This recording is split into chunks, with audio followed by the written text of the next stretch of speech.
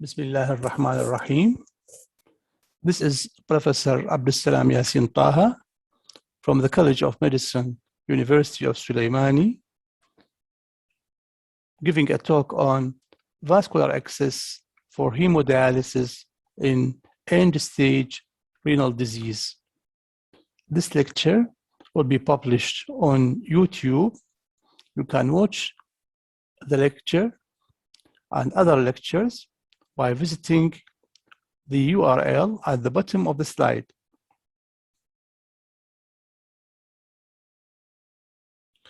Well, what do you mean by end-stage renal disease?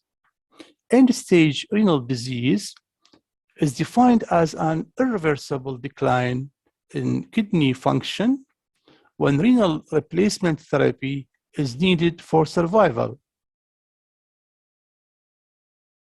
End-stage renal disease has become a public health concern worldwide, with recent reports showing that the total number of end-stage renal disease patients has been growing dramatically.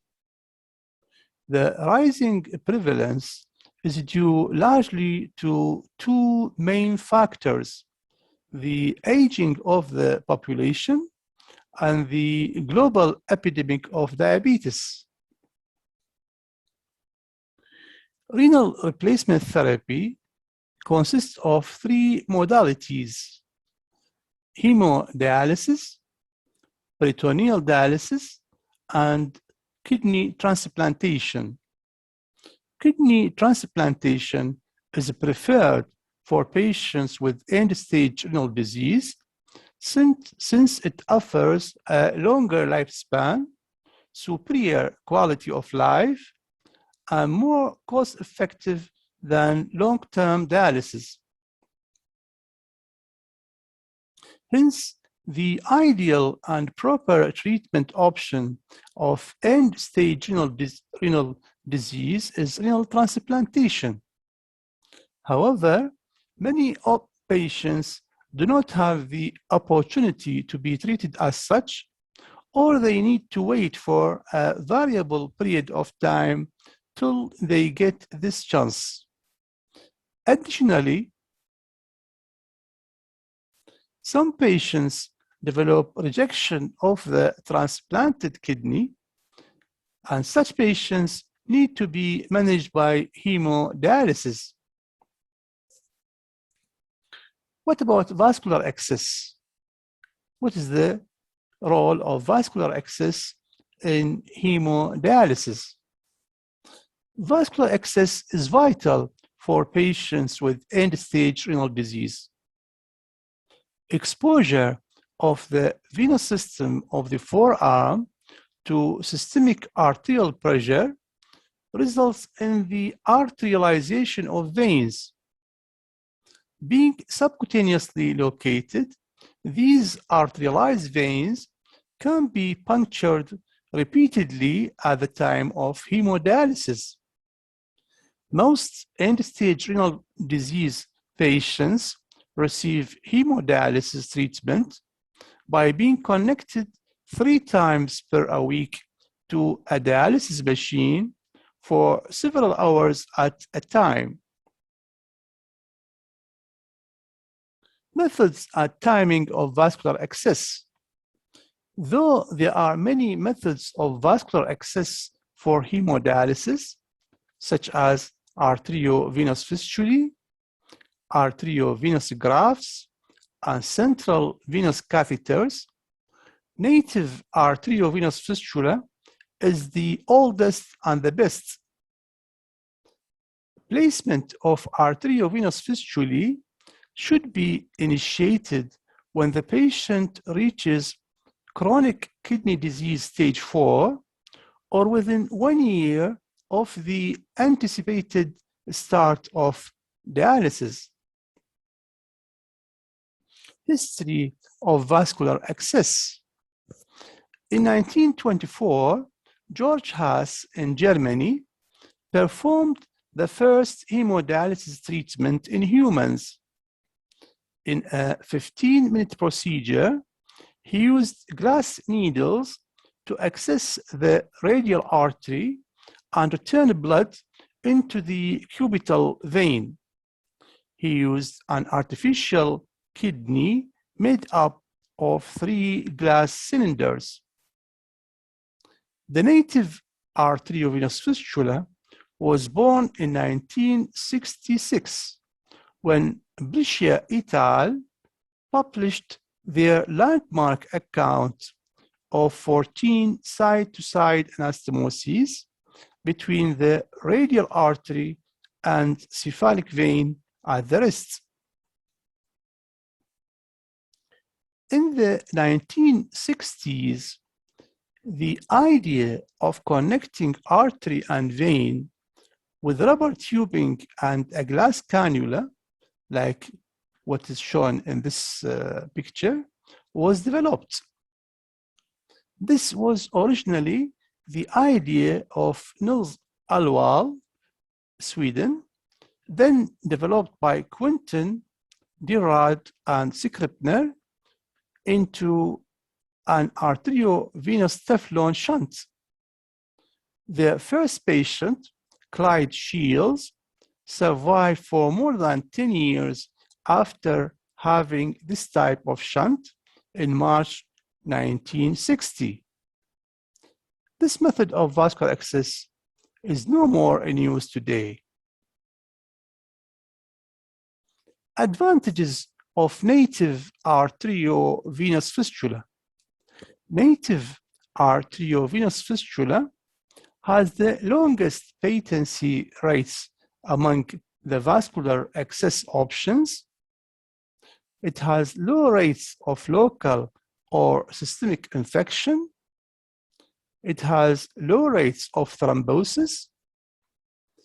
And the delivered dialysis dose or blood flow is superior to tunneled cuffed dual lumen catheters and comparable with arteriovenous grafts. Indications for vascular access. The first indication is renal, either acute or chronic hemodialysis and plasmapheresis. Another indication is poisoning, burns, total parenteral nutrition, hematological indications such as repeated transfusions, example for bone for marrow aplasia, chemotherapy for leukemia, bone marrow transplantation, repeated venesection, chemotherapy for non-hematological malignancies, and frequent recurrent attacks of status asthmaticus. So you have a variable group of indications for vascular access. However, in this lecture, we are concerned with vascular access for hemodialysis in patients with end-stage renal disease requiring hemodialysis. Now, it is very important to understand the anatomy of upper limb blood vessels, which are used for vascular access. So we have two important veins, the cephalic vein and the basilic vein. The cephalic vein originates from the radial aspect of the superficial venous network of the dorsum of the hand and drains the lateral side of the upper limb. So that is the cephalic vein in the forearm, and then it ascends on the lateral aspect of the upper arm, and it will join later on the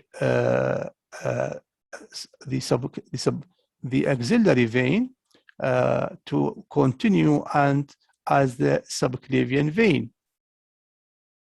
The other vein is the basilic vein, which arises from the ulnar side of the superficial venous network of the dorsum of the hand and drains the medial side of the upper limb.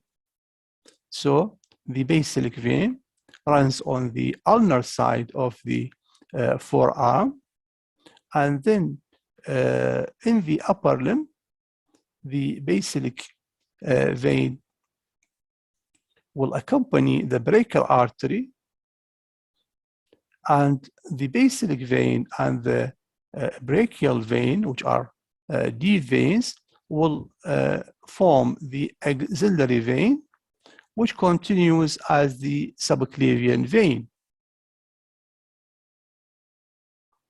So a basic understanding of anatomy of vessels utilized to create the vascular access is crucial for proper handling and care of an access during dialysis therapy. The venous system of an extremity includes superficial and deep veins. The superficial system is most important for access creation. The superficial vein in the upper extremity that is preferred and most commonly utilized for arteriovenous fistula creation is the cephalic vein. Therefore, the radiocephalic vein at the wrist is the first choice hemodialysis access, and it utilizes the forearm segment of the cephalic vein.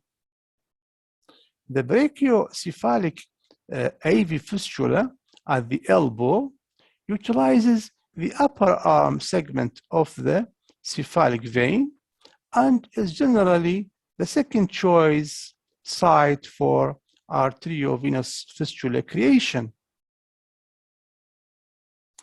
The other superficial veins in the forearm, the basilic vein on the ulnar side and the median basilic vein near the elbow, are occasionally used for arteriovenous fistula creation.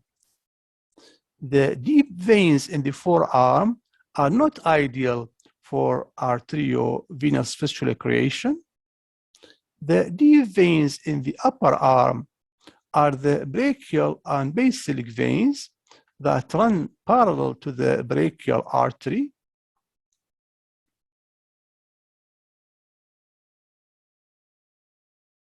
So in the upper arm, we have two deep veins that accompany the brachial artery, the basilic vein and the brachial vein. Now, the basilic vein is important sometimes in creation of an arteriovenous fistula. So the basilic vein in the medial aspect of the upper arm is the most common deep vein utilized for arteriovenous fistula creation, but it has a deep location near the brachial artery. Therefore, it should be mobilized from its location into a superficial location so that it can be used for creation of an arteriovenous fistula. So the basilic vein is mobilized from its usual deep location and transposed superficially through the deep fascia in the upper arm to create what we call the transposed basilic vein arteriovenous fistula. The brachial veins in the upper arm are used for vascular access as a last resort. Before fashioning a vascular access, we have to perform Allen tests. Allen tests should be performed because the lack of a well-developed palmar arch predisposes for vascular seal symptoms in case the dominant artery is used for the arteriovenous creation. So the radial artery and the ulnar artery form a palmar arch. The adequacy of the palmar arch is tested by doing a clinical test called Allen test. If Allen test is positive, means the palmar arch is not well developed, then we have to avoid dealing with the radial artery because this may create still symptoms. So performing the Allen test is important to ensure that there is a well-developed palmar arch so that we avoid the development of a complication called Steele syndrome or vascular Steele syndrome. Ultrasonography must be done before surgical implantation because it can provide information for maximal surgical success by mapping arteries and veins.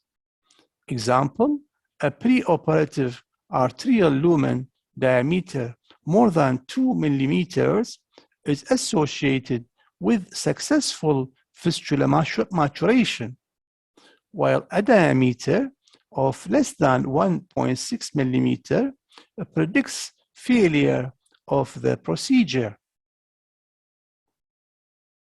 So all is about wisdom, timing, and choosing the proper sort or type of vascular access needs wisdom. And this is an imaginary picture of the House of Wisdom. The House of Wisdom, Beit al-Hikmah, is located in Baghdad. It was one of the leading libraries in Islamic history, initiated by Abbasid dynasty. So imagine that time and the brilliant libraries headed by the House of Wisdom. Well, there are 4 configurations of arteriovenous anastomosis. We might have a side-to-side arteriovenous anastomosis. We might have the end of the vein to the side of the artery anastomosis, or we might have the end of the artery to the side of the vein anastomosis, or we might have an end-to-end spatulated artery and vein anastomosis. End-to-end anastomosis, the last one, are now rarely performed since the complete disruption of the artery imposes a risk for peripheral ischemia and thrombosis, while the end of the vein to the side of the artery probably is the commonest type of anastomosis used in creation of arteriovenous fistula. So let us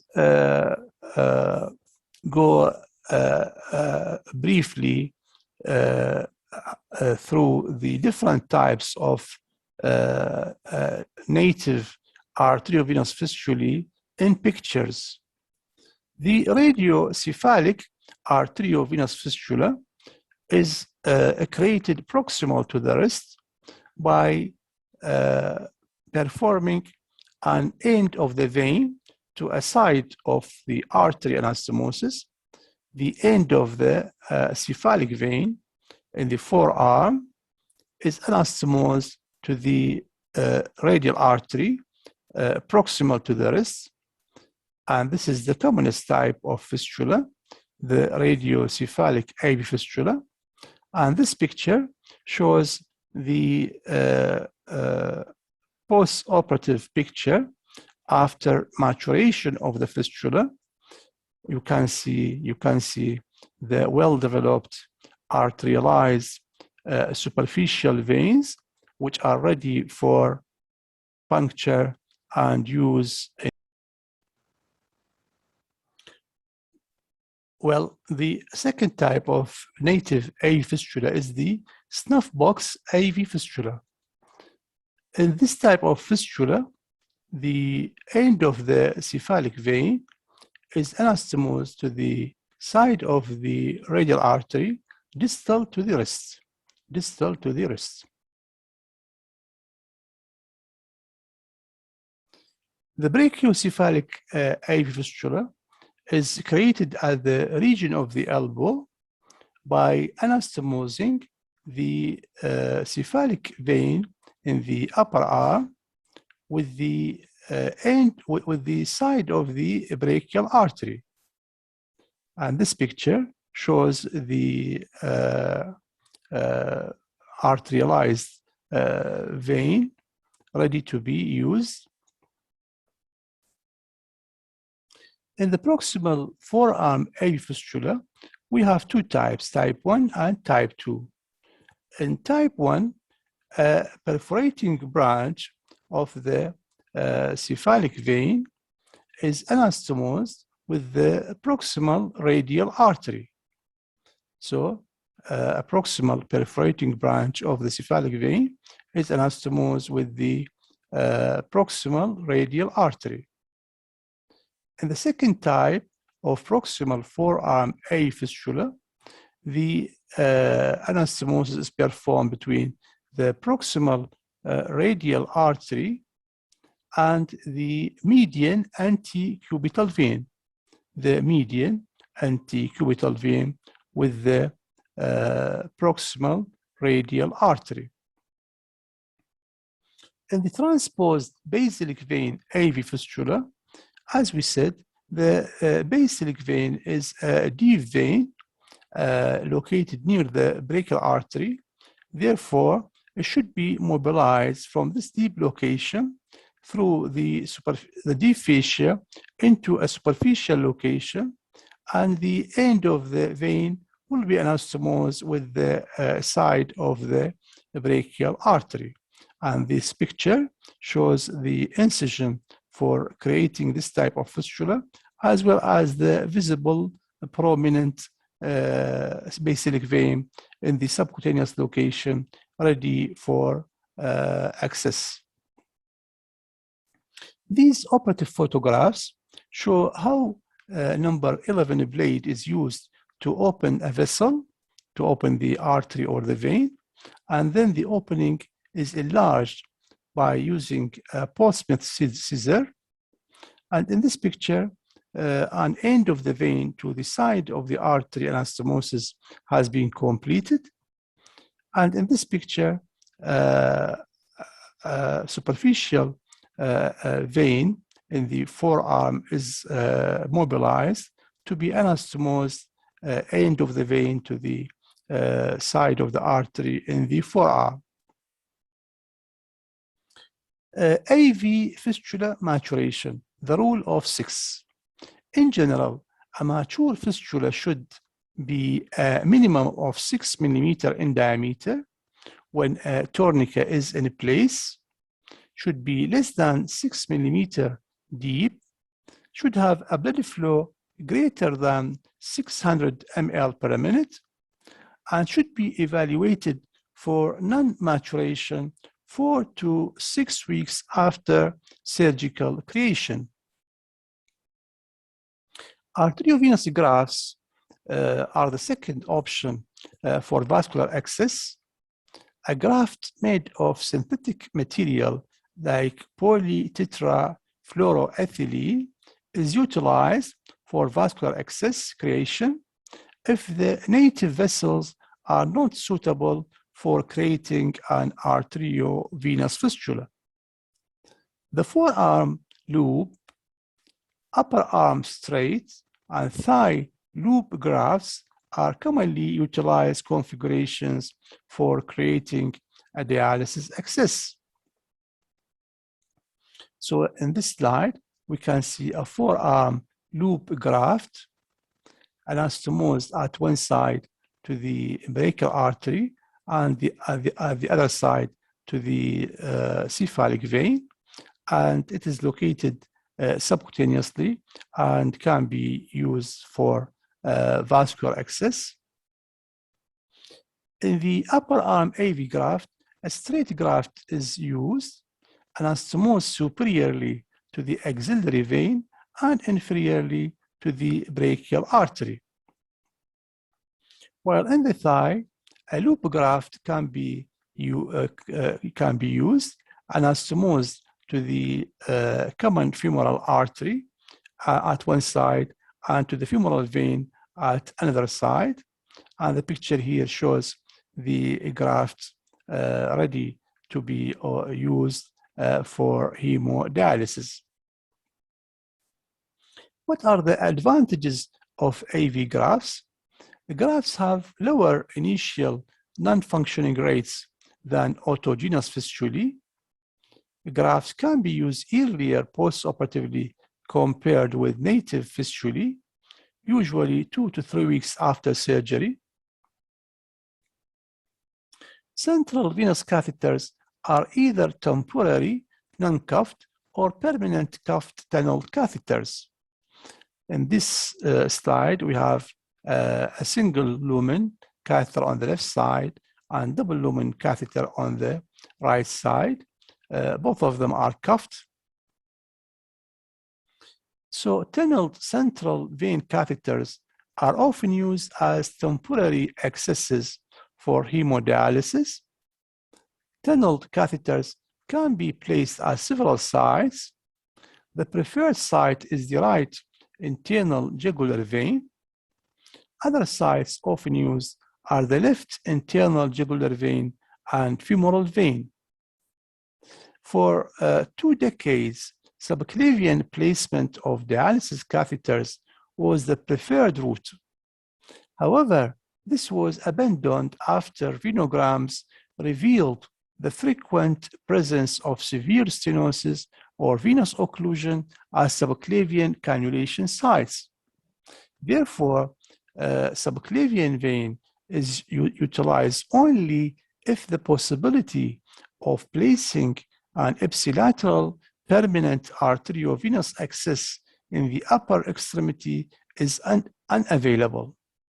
The risk of developing central vein stenosis is very high with a subclavian catheter. So in this picture, we can see a cuffed tunnel catheter introduced into the right subclavian vein, and we can notice that the exit site of the catheter is remote from the site of entry into the vein. Temporary non-cuffed catheters compared to the cuffed tunnel catheters, the temporary non-cuffed catheters are more rigid, easy and fastly inserted. They can be used immediately. They have a higher infection rate. The preferred site is the internal jugular or the femoral vein and avoid subclavian vein.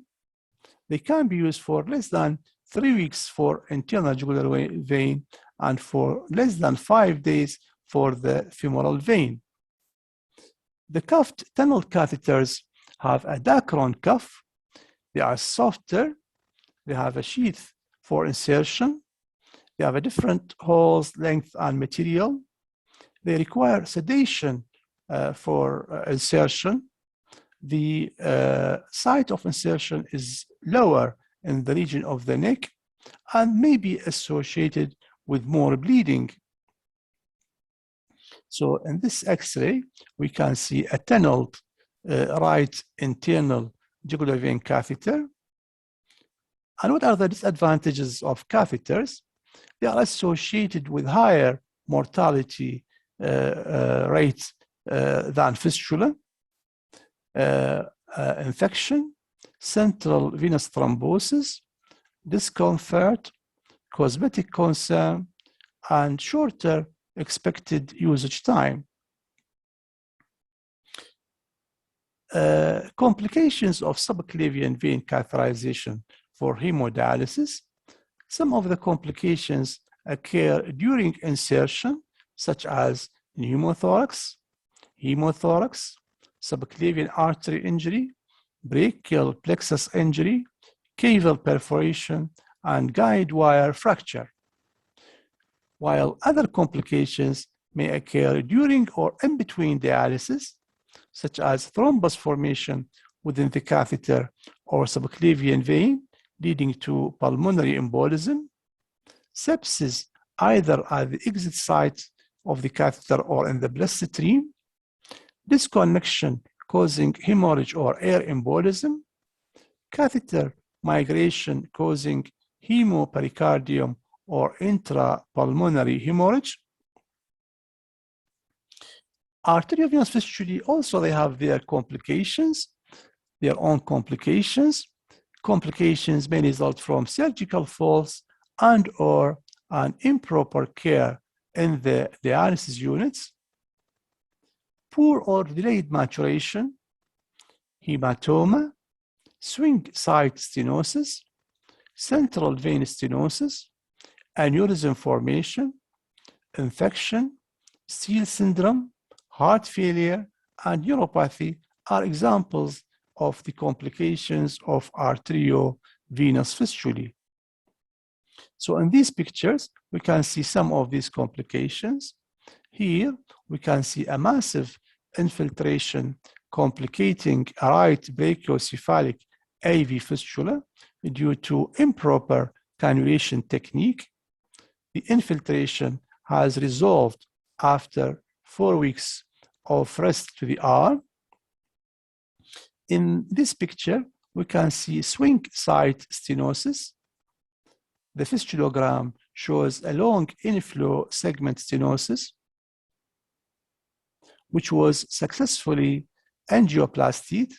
So here the vein was anastomosed to the side of the artery.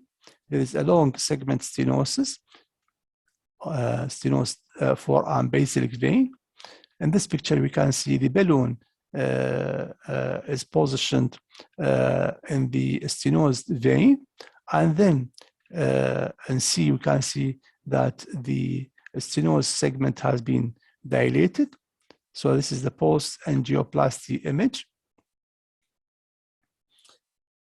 The picture here at the upper part of the slide, A and B, shows central vein stenosis, complicating insertion of a central venous catheter, resulting in edema of the hand and prominent superficial veins. Aneurysm due to vessel trauma from frequent needle punctures and or a proximal stenosis is demonstrated in this picture. This is a true aneurysm, while the aneurysm may be a false aneurysm in the form of a big hematoma, like in this picture. Steele syndrome is another complication. This is due to ischemia of the distal extremity. We can see here a gangrene of the index finger. Upper arm fistulae, like the brachiocephalic fistula, are more likely to cause ischemic symptoms compared to forearm fistulae. The presence of poor peripheral vasculature secondary to diabetes, calcification, and peripheral arterial disease is the primary etiological factor.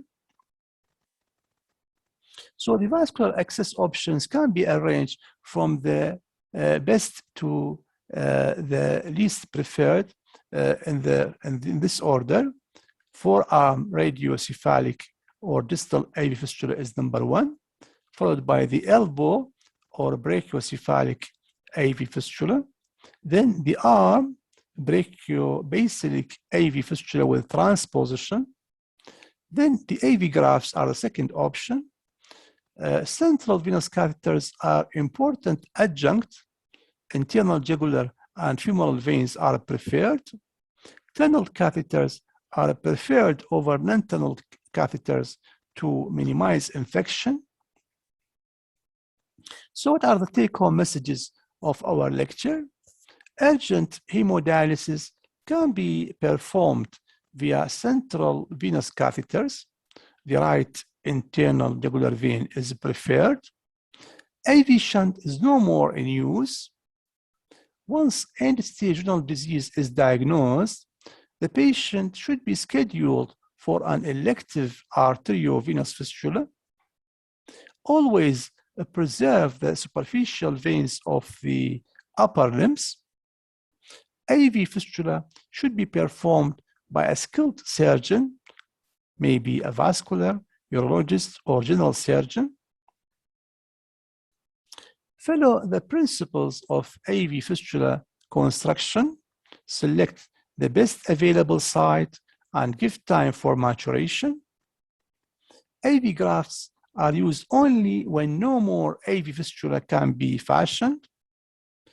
The best care of AV fistula should be provided by the operating surgeon, interventionist, and dedicated nurses. Vascular access is a lifeline for end-stage renal disease patients. It is mandatory before renal transplantation and indispensable after failing renal transplant. And this is the bibliography of our lecture. We have used one atlas, one textbook, and 2 journal articles.